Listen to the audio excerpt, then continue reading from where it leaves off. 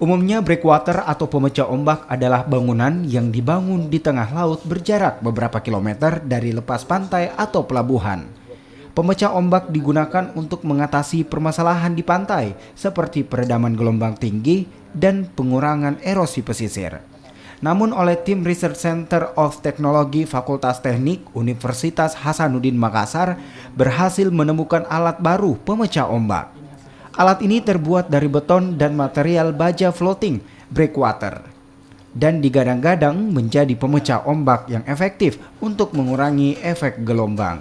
Ketua Tim Peneliti Floating Breakwater FT Unhas, Khairul Patonoan, mengatakan alat dapat meredam gelombang yang datang serta ramah lingkungan.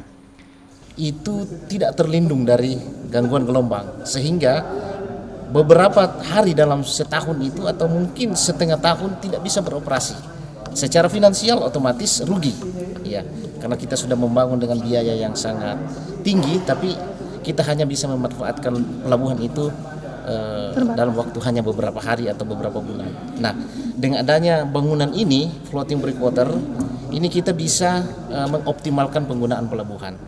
Program ini adalah hasil kerjasama riset antara Unhas dan Badan Penelitian dan Pengembangan Transportasi Laut, Sungai, Danau, dan Penyeberangan Kementerian Perhubungan.